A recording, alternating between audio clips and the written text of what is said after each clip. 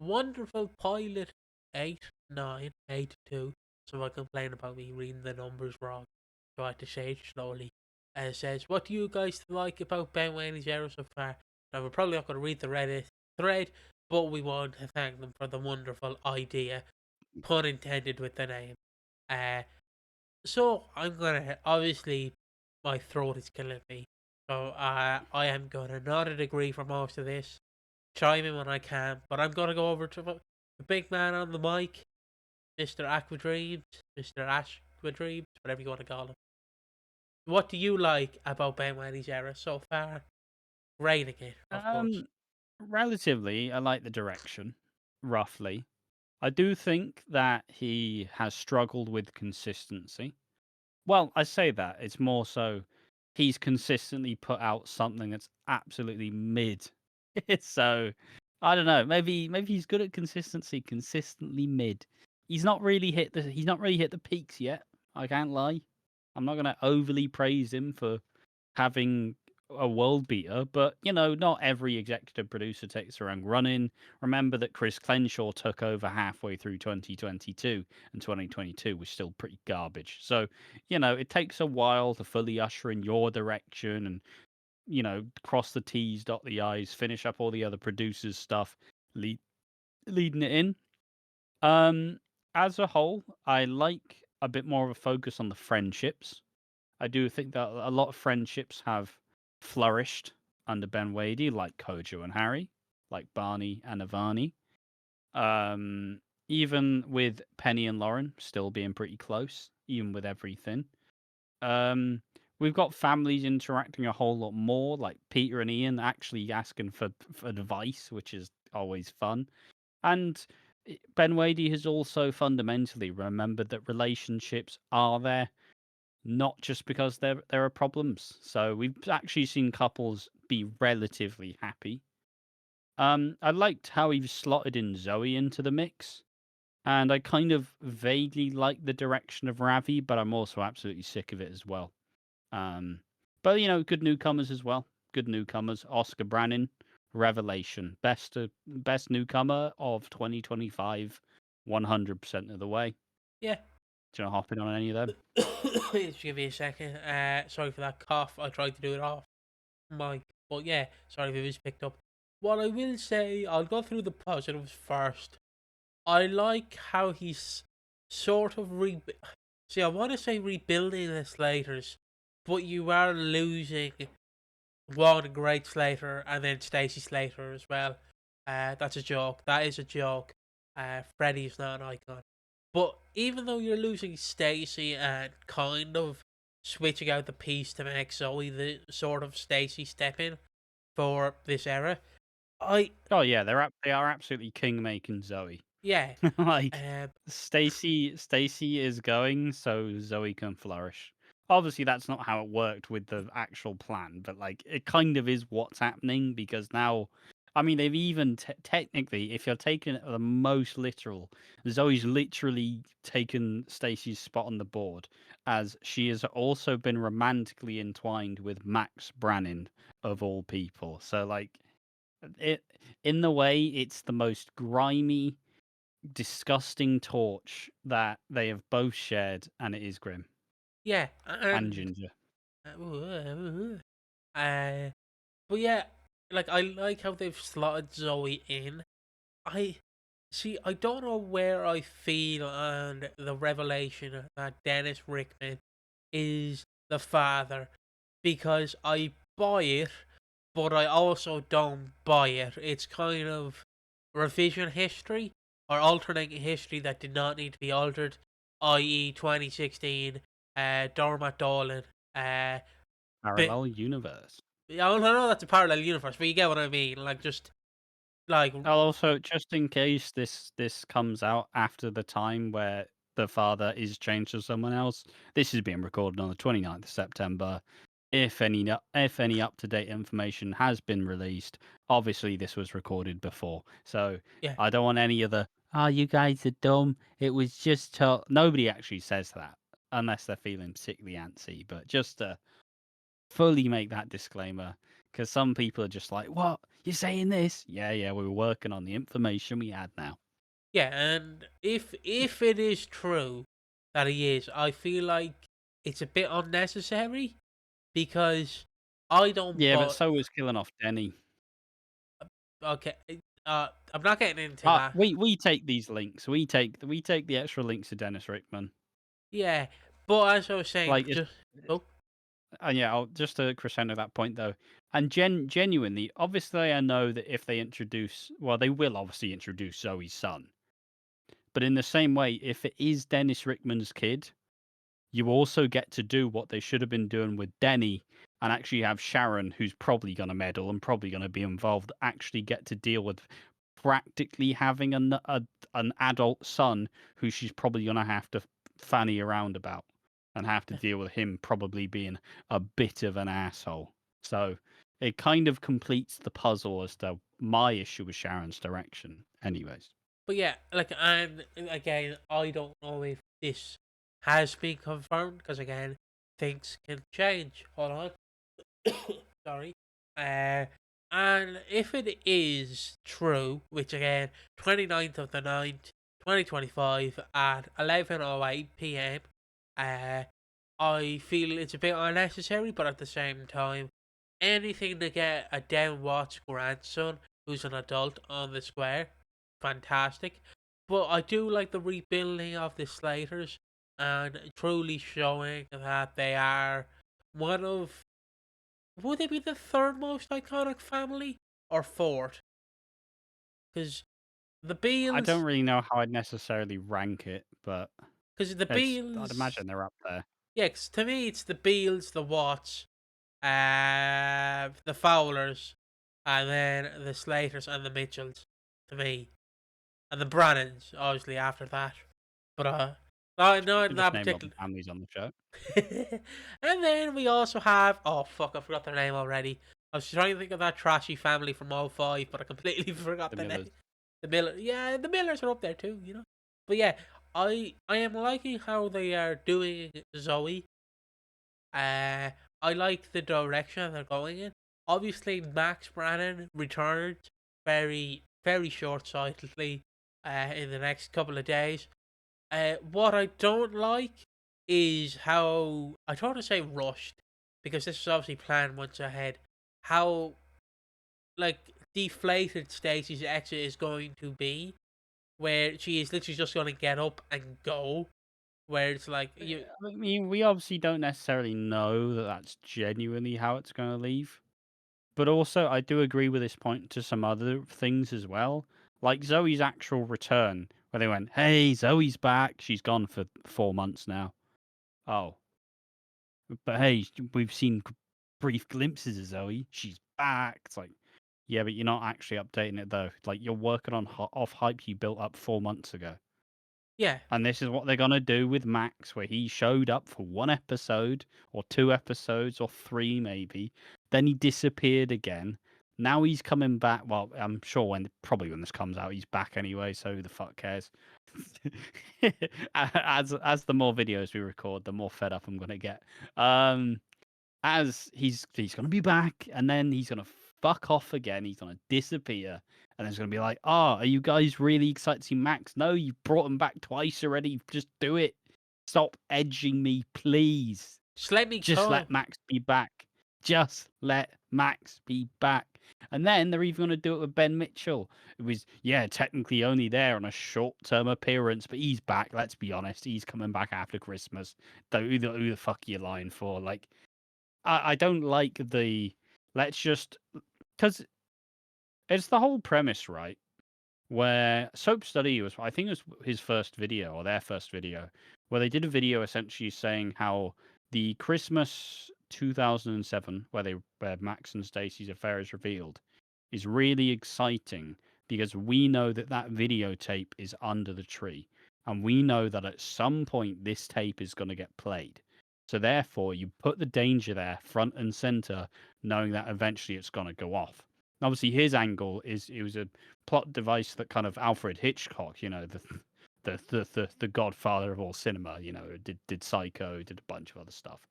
The whole idea where you basically you say that there's a bomb under the table and it's going to go off in 30 minutes. Obviously, that 30 minutes is going to be the most intense 30 minutes of your fucking life.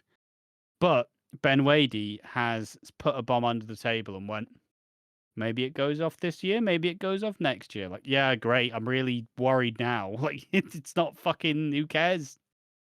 I So they liked. may be back at some point eventually, and it will be a big crescendo. Kat and Zoe's reunion was a big, like, bit of climax, but ultimately you spent 3 months doing nothing with it, and that's kind of the bit of the problem for me, where it's like, oh, great, like they're gonna do the same with Max and the same thing with Ben, and like I don't mind it because you do have to build, but like you're not building in the meantime. You are just kind of narrowly avoiding mentioning it. Where you go, oh, it's been 3 weeks. Alfie, say that Zoe is actually alive. And then, bomb, you mention Zoe, and then she's not seen for 3 weeks afterwards. Like, you're not building hype by vaguely mentioning it around the point, and then saying, hey, it's the big week, guys. Yeah, woo. I will say I did like your James Acaster impression in the middle there. Maybe he goes off tomorrow. Maybe he doesn't. Who knows? Uh, but yeah, All I'm saying, I can't do a James A. Caster. all I'm saying is I like spaghetti on my jelly. Am I wrong for that? Started it, had a breakdown. Bon appetit, something like that. Bollocks, whatever he said. Who cares? But uh, yeah, one thing I don't like or if you want to finish off that no, point, no, I'll no. go You into go the ahead. next You one. go ahead. I take tea. It's the other thing I'm gonna really lament and really gonna lamp on about. I am very I'm very disinterested in the Ravi Galati drug dealer. I do not like the avenue for the character, and it's just because he's such a fucking idiot about it. That's my problem. Don't know why I'm using all the expletives. I'm using all the swears today, but I'm so sick of. He's so useless. He's so absolutely useless. I don't understand. Like, it's so mind numbing how terrible he is at actually being a dealer. It's unreal. I agree. Because Oh, what is he using? He's using Harry Mitchell. He's a himbo. He's useless. I've not seen him sell one drug. true, Terrible dealer. true. What are your profit margins, Harry? Then he goes for Oki, who is a loose cannon, who will take an unnecessary risk just because. And all predicated off the back of manipulating a man with autism who doesn't know any better. Well, he knows better, but he doesn't know any better, you know what I mean? So, like, and this, your empire, this is who you're trusting. And obviously, yeah, sure, he didn't mean to get into this situation. He got Nicola to set him back up with a dealer, and then Kojo flushed all his gear down the loo. I get it, I understand. But, like, homie, you're supposed to work harder, not smarter. And let's be real, most of this is predicated off the fact that, yeah, Bernie stole all the money. And second, Oki went, yeah, but you're not Nish. And he went, yeah, I am. And then Will Smith slapped the lips off his face. Like, I don't know. I'm so out on it fundamentally. I just don't care about it. I agree with this. Hold on. Sorry about that. I agree with it. Um, I think this is the wrong direction to go in. I don't really know how you do like Ravi do it properly, but I don't like him being a drug dealer because literally all Harry has to say is no. You can't really force him to do it. I know he flushed the drugs down, but unless you're gonna stab him, you can't really force him. You know what I mean? I know that sounds wrong, but it's like sell these drugs. I don't want it. Just go okay. But it's the fact he's And it's forcing. also the whole point of, oh, get rid of the gun. No, you get rid of the gun. No, I want the gun. Now I've got the shotgun, bitch. Granny of the Dead reference, legend. And then eventually, just a random guy attacks Zoe. Well, I say random guy, but a guy that Zoe attacked comes back with a vengeance. They go, "We should plant the gun." Like, yeah, great. It's just, we need the boss to be on screen, I think, to make it work. because then you kind of because they want to make Ravi look bigger than and better than, because in a way he is the fixer in a way, where he is drafted in his like staff to do the job, but he is just the one who's setting up all the deals. So you want to make Ravi bigger than it because you don't want to see him being as like not glamorous and doing the grunt work, because you're trying to make him look better than that. But also he isn't actually being better than that. And we're also just toying with the idea of like, is he gonna tell Priya? And obviously by Christmas time it's all gonna come crashing down over his head. And I will be satisfied.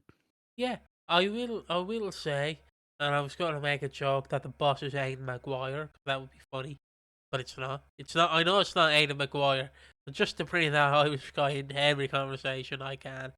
They tend to forget the Irish, you know. Uh yeah, but I don't like this.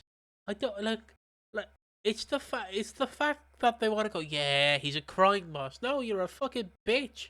That's what you are. You're not a crime boss. You know who's more intimidating? A granny who hasn't had her medication and she's let loose and she's in a psychotic state in Tesco. She's more intimidating than Ravi. Please, please, someone make that into a quote. But like, hold on. Oh, he's having a cup. Yeah, I suppose and one thing I will just say, and this is from a quote on the thread, Professional Run 2651 says, the fact that he has abolished block storytelling. He hasn't. He's not, though. What do you mean? Where has Teddy been for 3 months? Where's he been? He's not off on holiday. He's just not been on our screens. Where has Anna been for months? She's just reappeared in 29th September 2025's episode. Like, block storytelling's not gone, boys. So I don't understand this fascination. It's become a big pet peeve of the subreddit to suggest that block storytelling's the worst, because we have the angle where they just go, it just feels like characters disappear for months. Yeah, like the whole point of what soaps are, but now we're all getting excited that Sharon has returned because once again, Sharon's taken off her, 5-month break since the anniversary ended. Like, it's just the nature of the beast, guys. You can't get rid of block storytelling. It's just not how it works. I'm sorry to have to be the bearer of bad news. It didn't go away. It's not been abolished. It's how the fucking soaps work, guys. What do you want? Do you want actors to be doing scenes every single day, 52 weeks of the year? No, you don't. So stop complaining about block storytelling. It's the way it has to be.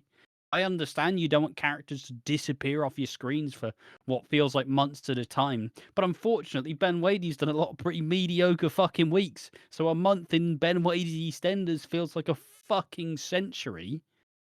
Like, block storytelling's not gone anywhere.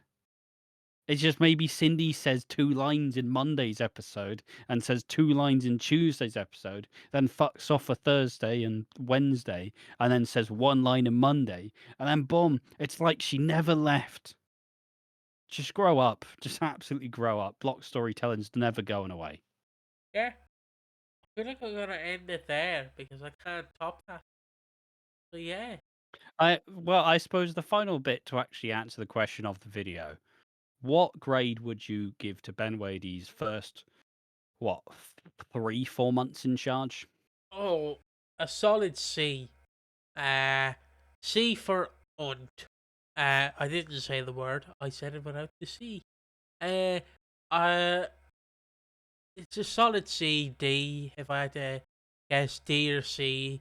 It's I not. think D's a little bit harsh. I do agree with a C though, because It's. like Oh, there have been the good moments, but the moments that are supposed to be huge are not huge.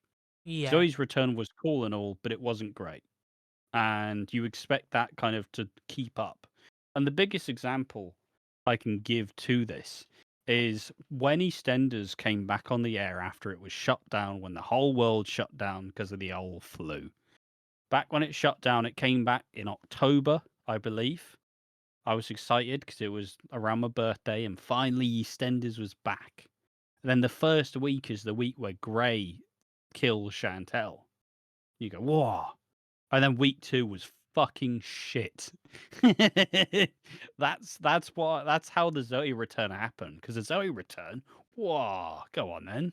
We'll have another of that. Nope. How about Jack and Ravi playing hot potato with a gun? Nah, I'm good, thanks.